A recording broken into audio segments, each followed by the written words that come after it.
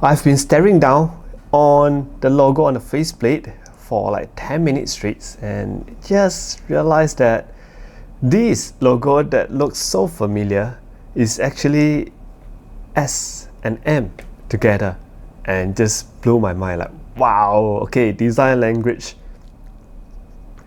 Hello guys, today we will talk about Supermix 5 from Simgot. The faceplate now, I think the logo is really nice looking. I've been staring at it because it just I say familiar looking. I just swear that I saw this somewhere before in some like anime or game or something, but it's actually, I think you can see an S in the center and M at the outside. It's like SM5. Wow. So if you stare longer, you can actually find more symbols in it, so you can see it might have a H and a Y, but maybe I can't get what is H and Y, so I guess it's just S and M, which is brilliant. So today, let's get back to the topic. This is Jordan from Jordan Review. Welcome back. Today we will talk about the Supermix 5. I think a lot of you would have like listened to the SM4 from last year, so now they have a follow-up, so they call it the SM5. So the biggest difference is that they changed the driver configurations by a little bit. So the previous SM4, they have dynamic driver, balance armature, microplanar, and also a piezo. So now on the SM5, it's the same thing all over again without the piezo, and they replace it with a bone conduction driver, and I pretty like it and it's nice. So let's talk about the pricing, physical aspect, and of course the sound comparison at the end of the video. It has, like I said, one dynamic driver, two balance armature, one microplanar, and one bone conduction driver, and selling at $219 US, which is like $50, slightly more expensive than the SM4, maybe because of the bone conduction driver is kind of expensive, yes. So, and this time around, packaging wise, that nothing much to talk about. I've done the unboxing, just a really quick one, so I can put it over here. And I would say nothing much to nitpick about except the cable. Yeah, the cable this time around is on the stiffer side, which is not my, I would say, I would prefer their other cable a bit more, like for example from the EA1000. I like the series of that cable from like EA500, EA1000 a little bit more because it's a bit softer and a little bit easier to use. This one here just have a little bit of that stiffness. And as for the IM itself, I would say that the design wise, this time it is, I like this a little bit more with the hidden S&M logo on the faceplate, and when you tap on it, you have this spring feeling inside because of the bone conduction driver, I guess, to send you vibrations.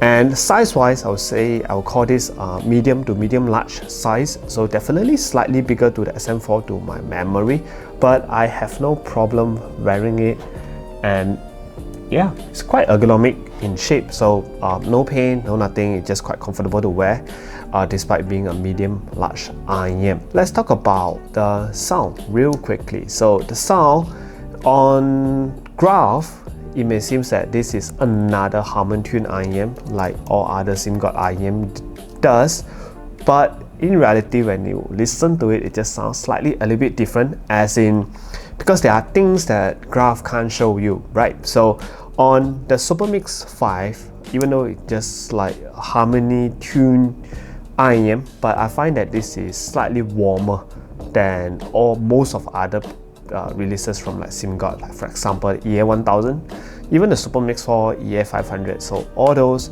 this is slightly a bit warmer than all of those. And let's talk about the bass, mids, and treble like separately. For the bass on SM5, it carry over the same very tactile, very fast bass from the Supermix 4, which I think a lot of you would like because it's very fast, very punchy. And for the Supermix 4, it's very clean at the mid bass, where it just gives you this very crystal clear sound. But on the SM5, so this is where the bone conduction kicks in, where it gives you this very good rumble through like vibration to your skeletal bone, through your ear. That's why bone conduction driver. But I don't think that thing itself, that dimension of like vibration of that sound can be captured through the 711 measuring tool. So that's why it just gives you very good rumble, but the mid bass and that section of this sound was not recorded on the graph. So that's why it just look like it's a Harman 29M, but yet it gives you slightly thicker, warmer sound and better rumble than the SM4, where SM4 I find it is cleaner, but at the same time it's lacking a little bit in like rumble. It's not like the most rumble thing ever, that when you play games, explosion is just slightly a little bit lacking, but on the SM5 here is really nice through the bone conduction driver. So I think might be one of the very good IEM candidates for if you like to play like games like shooting games, you know, explosion, gunshot, be very nice on this.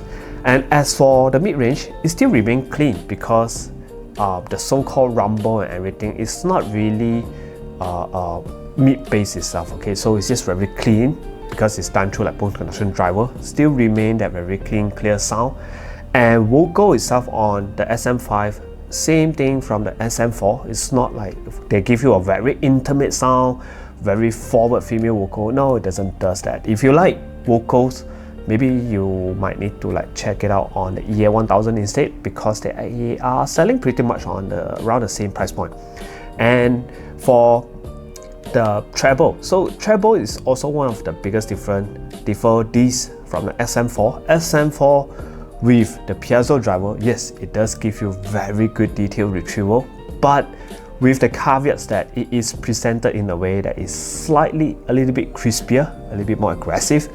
On the Supermix 5, you still have, I think, very good detail retrieval, and treble is also a little bit tamer because now they are not using piezo anymore, so it's tamer treble.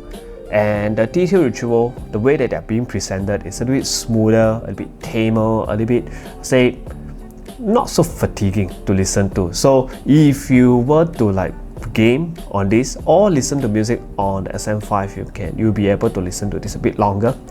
And about the soundstage and everything, soundstage wise, it is, I would say special. Yeah, so I tried it out myself, and I let a lot of my colleagues try the IM. Then one of my colleagues gave me this very special, interesting insight, is that they say that the soundstage, although it's not like super wide, but it gives you this very immersive feel because the bass sounded like it came from like behind you. So I guess this is all due to the bone conduction driver, where it just gives you a separate dimension of like sound entirely because it's through vibration. So I think it's pretty nice. To me, is I would say that it's a very interesting IEM to have.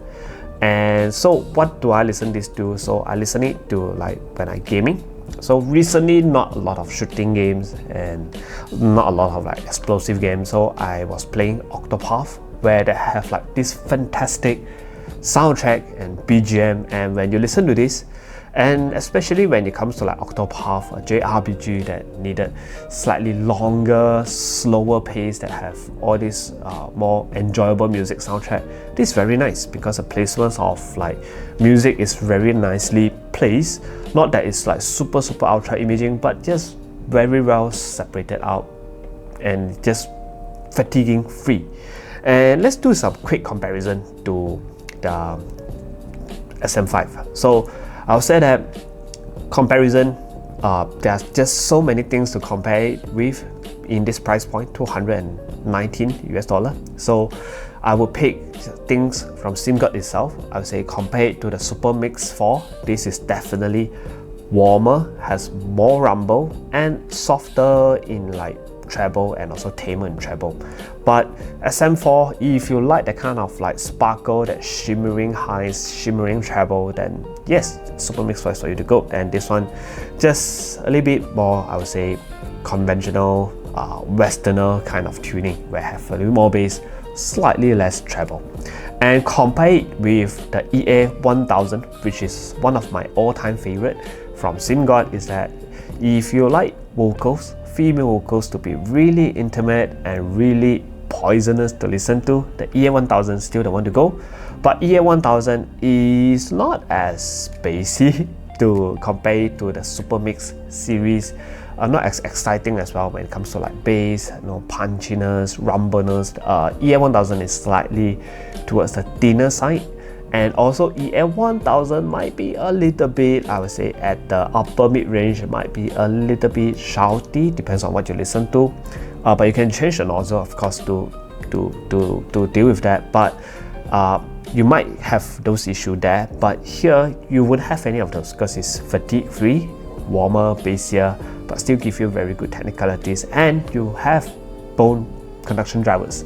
So overall, I would say what these IEMs are suitable for, you can listen to like pop songs would be very nice on this, and or if you like to listen to IEM for extended period of time, like for 3 hours or more, you shouldn't. But if you want to, yes, this IEM will give you that, because fatigue free but not losing out on all your details or not being muddy or being bloated or anything.